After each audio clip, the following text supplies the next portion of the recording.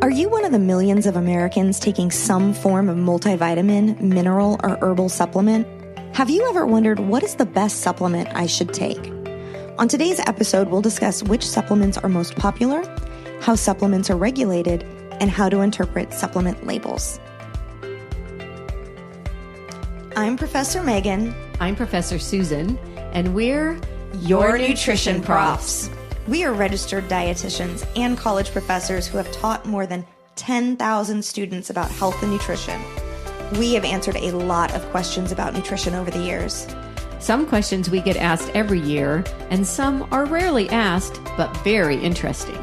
We are here to share our answers to these common and uncommon nutrition questions with you. So bring your curiosity and let's get started. Welcome to our class.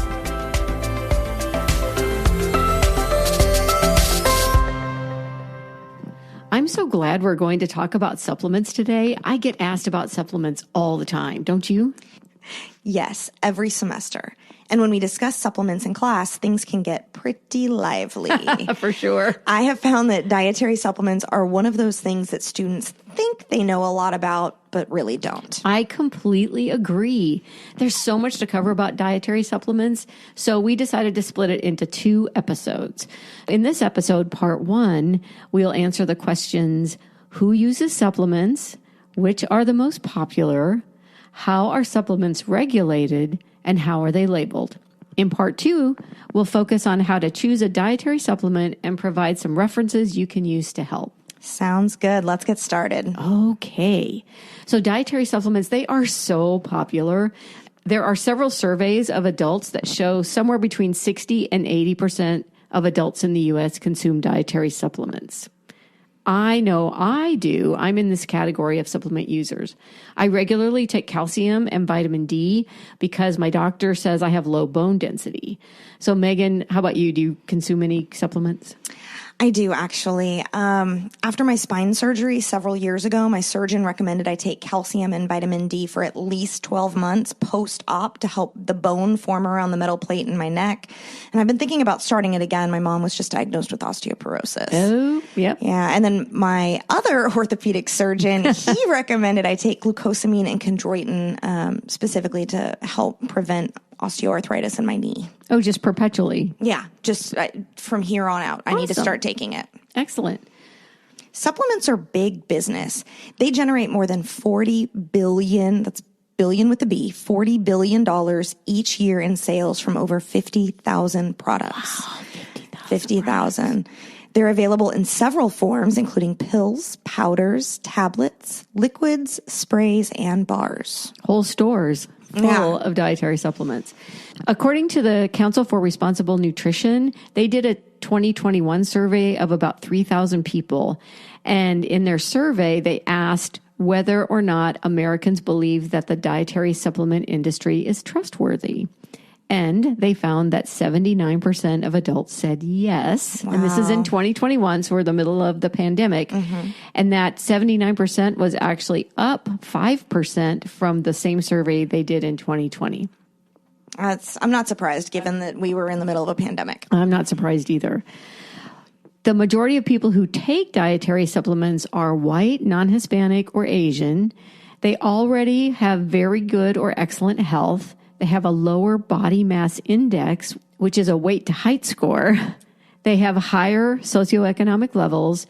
Most of them have health insurance.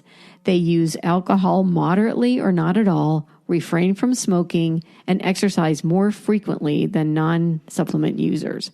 And according to the CDC, supplement use increases with age, and it's highest among women over age 60.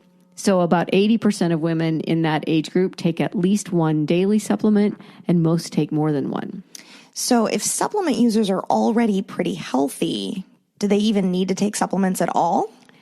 Good question. I always tell my students the word supplement means in addition to, not instead of. Do people really need them? Like a lot of things in nutrition, I think the answer is it depends. Most users seem to be trying to optimize their health, so they perceive that the supplements will have benefits, even though most have no quantifiable research-based evidence that actually show that they do provide benefits. The main reasons people report taking them are to promote or maintain health, improve energy levels, boost immunity, which was huge during the pandemic, Definitely. fill nutrient gaps, and support healthy aging. Most people really self-medicate with supplements, right? They're not taking them because a healthcare professional suggested it. Right, that's correct. Only about 20% of supplement users are like me. And me. Are like me and you. Yeah. Taking them because our doctors advised it. The other 80% decide to try them on their own, and they don't have professional guidance. For most people, that might be okay, but it can be problematic if you have some underlying medical conditions, especially if you take some kind of prescription drugs. There can be some interaction between supplements and prescription drugs that can cause harm. Often people take supplements on the advice of friends or family, or they see something on social media from an influencer. Keep in mind that a lot of these social media ads and things, or if the influencer is recommending something, they're usually getting some kind of monetary reimbursement for every person that they convince to try it, whether the supplement works or not. So always keep that in mind when that's the reason you decide to take something. You know, I've actually noticed on TikTok recently, several doctors, like well-followed doctors, are promoting supplements. And if you like scroll down to the bottom, it'll say like ad. And then I actually did some background research on a couple of them, and it's their own supplements. Of course, that they're promoting. Yeah. Buyer beware. Exactly. So if 80% of us take a supplement, then those numbers make perfect sense. It also makes sense that more people began taking dietary supplements during the pandemic. So which supplements would you say are most popular? Well, from my research, by far, the most commonly consumed supplements are vitamins and minerals, especially vitamin C, D, and the mineral zinc. The use of those really increased during COVID because people thought that taking them would help their immune system fight off the infection. But multivitamin mineral tablets, which usually we just say multivitamins, they've been popular for decades, especially for children.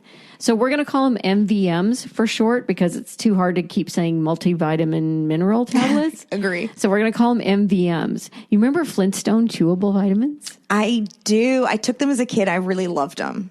I really liked them. They were kind of like candy. They were. I read a really interesting article about the history of the Flintstone vitamins. Apparently, they're the second iteration of a chewable vitamin. It was originally called Chox, and it was developed in 1960 by Miles Laboratory. And that's the company that still owns the One-A-Day brand. Oh. In 1968, Miles Labs paired with Flintstones, the cartoon people, and they developed chewable vitamins, and they shaped them like the cartoon characters. And they tasted like candy, as we mentioned earlier. Originally, all of the main characters from the show, except Betty, Betty had their own shape. I know. Why? Well, according to the manufacturers, Betty's waist was too small. Oh, my goodness. And the vitamin kept breaking. So that was the main reason. But they also had a hard time distinguishing Betty's vitamin from Wilma's. Poor Betty. But never fear. Betty was redeemed. In 1994, the live-action Flintstones movie came out. Do you remember? Have you ever seen that movie? I remember seeing it probably when it came out. Yeah, I remember seeing it too. During the movie, Betty, who was played by Rosie O'Donnell, she complained about not being included in the vitamin lineup. A marketing agency for the company launched a nationwide campaign asking consumers to vote to decide if Betty's going to have a vitamin or not. I don't remember that. I don't either. 91% of more than 20,000 voters were in favor of making a Betty vitamin. So in 1995, she got put in the bottle. She replaced the Flintmobile. That's so interesting. I don't remember actually seeing a Flintmobile. I honestly don't remember the shapes of them that much. But I'm glad Betty got her fair representation. Absolutely. Yeah, I would bet most people don't really look at the shapes. Maybe little kids do. I don't know. Here's another fun fact about Flintstone's vitamins. Remember they used to have that slogan, like, "We are Flintstone kids. 10 million strong and growing. I do. So in the early 1970s, the Flintstone characters were used not only to sell vitamins, but also to sell cigarettes. Oh, my gosh. So Fred and Barney were Winston men. Oh, my gosh. Remember that Winston had the jingle? You may not remember this because you weren't around in the early 1970s, but they used to have this jingle that said, Winston tastes good like a cigarette should. I feel like I've heard that before. Isn't That's that terrible. Anyway, people began to object to the Flintstones commercials because of the cigarette ads, but also people said that they were misleading about the actual health benefits of vitamins and were pushing drugs to children. Interesting. So Miles Laboratories was forced by the FDA and the Federal Trade Commission to stop advertising these vitamins during children's programming, like Saturday morning cartoons. The Miles Company later was purchased by Bayer, which still makes a lot of money selling the vitamins in a variety of forms and specialty versions. Well, MVMs are not just marketed towards kids' health. Many adults take MVMs too. According to the CDC, it's the most consumed dietary supplement. 30 to 40% of adults over the age of 40 take one daily, and these newer gummy versions are quite popular. I'm not wild about the gummies. I'm not either. Other popular dietary supplements include omega-3 fatty acids or fish oil, probiotics, fiber, melatonin, herbals or botanicals like green tea, cannabidiol, or CBD, and turmeric. For athletes, the most popular dietary supplement continues to be protein and amino acids. I admit I've taken a daily MVM off and on for years. I usually take one a day as well. Before I go to bed, I think back on the foods I've eaten during the day. And if I've eaten 5, 6, 7 servings of a variety of vegetables and fruits, then I don't take one. If I ate fewer than that, then I do. I probably don't need it, but I'm hedging my bets, right? I'm supplementing to make sure I consume adequate micronutrients every day. It's a fairly inexpensive insurance policy, and I'm almost in the over 60 age group, so... While there are groups that MVMs and other supplements may be appropriate for, we always, always, always stress the importance of eating a well-balanced diet first. Oh, yeah. Food first, for sure. And that's why if I do eat a lot of servings of fruits and vegetables that day, I don't take one. Yeah, you probably got plenty, and it's more bioavailable. For sure. Most of my students assume dietary supplements are like prescription drugs, tested in labs, researched, and approved by the FDA prior to becoming available to the public. They are usually shocked when they realize that this is not true. I know. I always hear that sort of a gasp in the classroom when this comes up. They've been around since the 1960s. And in the mid-1980s, as the science of nutrition was really getting started, businesses began to manufacture a wider variety of dietary supplements. By the mid-1990s, it was a fairly large industry, and Congress was struggling to determine whether or not these products were drugs or whether they were something else. If they were going to be considered drugs, then they would be regulated by the FDA as drugs. And to get a new drug on the market, extensive testing on both animals and people under tightly controlled conditions is required to prove that they are safe, that they work effectively, and that their health benefits outweigh their risks. The U.S. has some of the strictest guidelines for drug development in the world, and consumers generally feel confident that drugs that are approved by the FDA will be safe and effective. It can take many, many years for a drug to be approved by the FDA, which also regulates how it can be sold, either by prescription only or over the counter. So the supplement manufacturing industry did not want to have to go through this long and rigorous process, and so they argued that their products were not drugs. They spent a lot of money lobbying Congress to have their products be considered food instead. The argument was that we're only selling substances that are already found in food, and food is not regulated, so they shouldn't be regulated either. Eventually, Congress agreed with the industry, deciding that these products were going to be considered food. They defined them as dietary supplements, and in 1994 passed the Dietary Supplement Health and Education Act, which we're going to refer to as DSHEA. DSHEA did a few things. Number one, it defined what a dietary supplement is. A vitamin, mineral, herb, botanical, amino acid, metabolite, constitute, extract, or a combination of any of these ingredients that is intended to be taken by mouth. Mouthful. 2, it designated who was responsible for doing what the FDA does for prescription drugs. And they said it was the manufacturer of the supplement. The manufacturer must make sure the supplement is safe, that it's unadulterated, which means it's not contaminated with any unwanted ingredients, that it's produced with good manufacturing practices, or GMP, which sometimes you'll see on the label. We're actually going to talk about that a little bit more later. And that it's properly and truthfully marked with a label. DSHEA also decreed that dietary ingredients in the supplement must be federally regulated and generally recognized as safe, also known as GRAS, GRAS. If you create or want to use a new ingredient, you have to get FDA approval to use it by submitting a new dietary ingredient notice, or NDI. You don't have to get approval to use already approved ingredients in a new way or in a new formula. DSHEA did not, however, set limits on the amount of vitamins or minerals that can be put into a supplement. You know, my students are always surprised that the FDA is not involved in pre-screening any dietary supplement for effectiveness or safety before it's sold to consumers. Like, that's the thing. They're like, what? The FDA doesn't know anything about it? Nope. Yeah, same. I get the same thing. So let's say that again, because it's really important. A supplement does not have to be proven effective before it can be sold. DSHEA doesn't say anything about effectiveness. No one checks for that, and companies don't have to prove that their product works. They can just sell the product. So the FDA has very little to do with a supplement prior to sales other than approving the ingredients. Remember, they have to be on that GRAS list.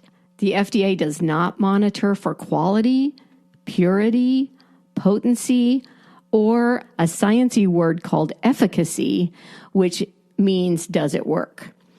It also does not regulate terms such as natural or pure or quality assured or clinically proven. So, in other words, a dietary supplement company does not have to do research to ensure that supplements do what they claim. So terms natural or clinically proven don't mean anything? More gasps from the students. What? Nope. There is no current definition for the use of the term natural. So natural to me means something I'd pull out of the ground and eat, like a carrot I grow in my garden, or beans or squash. There is nothing natural under my definition about a dietary supplement whose ingredients are created in a lab, usually somewhere in Asia. And then those ingredients are combined in various recipes, stuffed into capsules or gel tabs or tablets, or ground into powders or put into sprays. And they're sold to us as quote unquote food. So crazy when you think about it. It really is, especially the term clinically proven. That's often included on supplement packaging, and I've seen it in a lot of different supplement advertisements. I think clinically proven is one of the most misleading terms I've ever seen on dietary supplements. According to law, labels have to be truthful and not misleading. Manufacturers have found ways to, air quotes, prove that their products provide some sort of health benefit. So they can pay consumer research companies to do the research for them. Some of these companies even tout on their websites that they provide efficacy testing to make claims a reality, meaning that whatever outcome the manufacturer desires is what they'll provide. They will make the research fit the desired outcome, the exact opposite of how good research is done. Sometimes they'll conduct studies without control groups or without using placebos. That would make a much more accurate comparison if they did one or both of those things. Sometimes studies will measure something that doesn't actually matter to overall health. For example, they can test a supplement that shows a slight improvement on a memory test, but they only tested it in people who already have pretty good memories. But in their marketing claim to families of people that have dementia, they have clinically proven that their supplement works. But would a slight improvement make any actual difference to someone with dementia? Probably not. And the study was not completed by participants diagnosed with dementia. So can you extrapolate the results from young people with good memories to older people with dementia? Exactly. Another way that these companies can fool us is that they might use statistics incorrectly or not at all. Taking it a step further in an attempt to provide legitimacy and for a small price of $800 to $1,200, they will publish results in online journals that are a part of the industry, not in respected health and science journals with rigorous protocols. If you see clinically proven on a dietary supplement, I recommend walking away. What a scam. Supplement manufacturers are required to report any serious side effects associated with their product to the FDA. Consumers can also report negative effects of supplements directly to the FDA, and if the FDA can prove that it's dangerous, the supplement can be restricted or removed from the market. However, this doesn't occur very often, and we're going to talk a lot more about adverse side effects in part 2. Deshay also established the Office of Dietary Supplements, which is part of the National Institutes of Health, or NIH. This government agency researches the effectiveness of dietary supplements and communicates those outcomes to the public via their website. It's a great place to find credible information about a particular ingredient found in supplements, which may help you determine if that supplement is right for you. We've posted a link in the show notes on yournutritionprofs.com. That's a pretty good overview of how supplement manufacturing is done. Advertising of dietary supplements is a little bit different. Advertising is regulated by the Federal Trade Commission, or the FTC. Advertisements may not promote pharmacological uses of the product and cannot use the words cure or relieve associated with any specific disease or condition. So let me give you an example. A dietary supplement could not say it could cure Alzheimer's disease. However, it could say that it improves brain health. It couldn't cure diabetes, but it could say that it promotes normal blood sugars. These statements have not been evaluated by the FDA, and they often lack legitimate research to back them up. And they also can be super confusing and definitely mislead consumers. Dietary supplements must have a label, though, and they're very similar to the labels that we see on other packaged foods. The main difference is that the supplements must post a disclaimer stating, these statements have not been evaluated by the Food and Drug Administration. This product is not intended to diagnose, treat, cure, or prevent any disease. You know, I've actually had students tell me that they've seen that and maybe without reading the whole thing, immediately think, oh, the FDA, that means this product is approved by the FDA. Yeah, it can be very confusing. And that usually the print is really tiny. And the only thing you see is like the capitalized Food and Drug Administration. Not Federal Trade Commission, Food and Drug Administration. So I can totally see that people are confused by that. Misinterpreting. Yes. An ingredient list is required as well, listed in descending order by weight, just like packaged foods. Dietary supplements must also list inactive ingredients, such as those used in the tablets or capsules as fillers. Sometimes you'll see the term proprietary blend on a supplement label. It can also be called a proprietary formula or a complex or a matrix. This is a list of ingredients that are part of a product formula specific to a particular manufacturer. The manufacturer must list the total amount of substances in the blend and the individual ingredients, but not the amounts of each ingredient. But proprietary blend, that means it's a higher quality, right? Actually, no. A lot of consumers think that's what it means. They'll see proprietary blend and think, oh, yeah, that's the good stuff. That's the good stuff, right? But It actually doesn't mean that at all. Proprietary blend is just another term for super secret formula.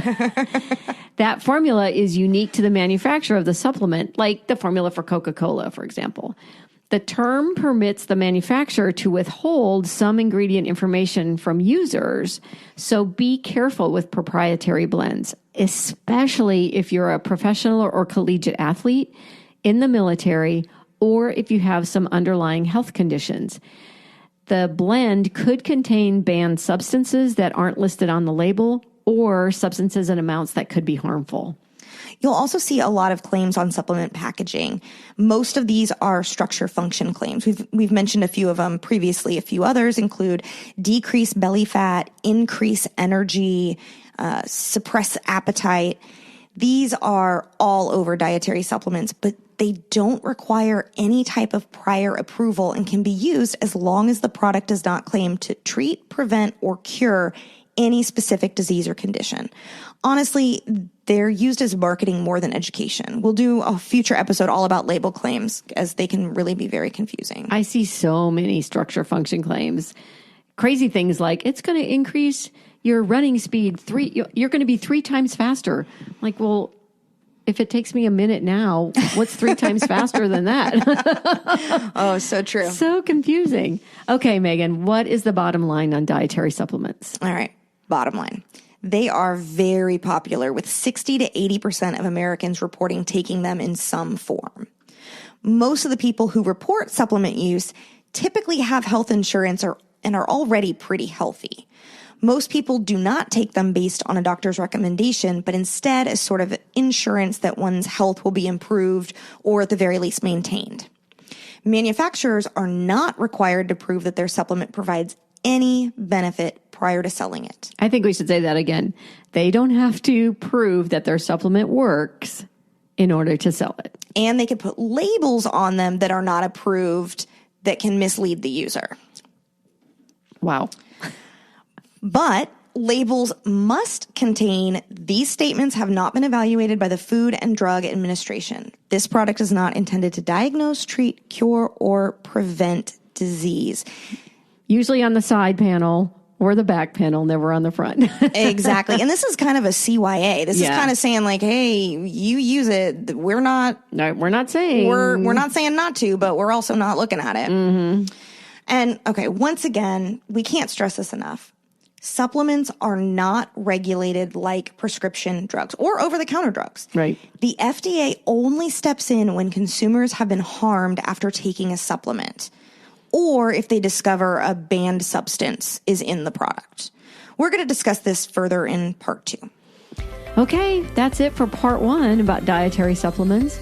We talked about who uses supplements and why, what is and is not regulated, and how they must be labeled. Join us next time for part 2, where we will talk more about adulteration or contamination of supplements, possible adverse effects, and what to do if you experience any. And we'll provide some tips for choosing the right supplement for you. We hope you enjoyed today's episode. Class dismissed.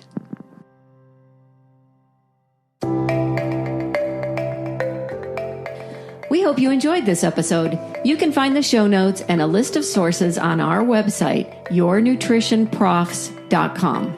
Your homework is to follow us at Your Nutrition Profs on Instagram and to listen to our next episode. You can listen on Amazon Prime, Apple Podcasts, Spotify, or anywhere podcasts are found. We'd appreciate it if you'd like us, write a review, subscribe, and invite your family and friends to join us too. If you have a nutrition or health question you'd like answered, let us know. We may do a show about it. Send an email to yournutritionprofs@gmail.com or click on the Contact Us page on our website. Thanks to Brian Pittman for creating our artwork. You can find him on Instagram at BrianPittman77. See you next time.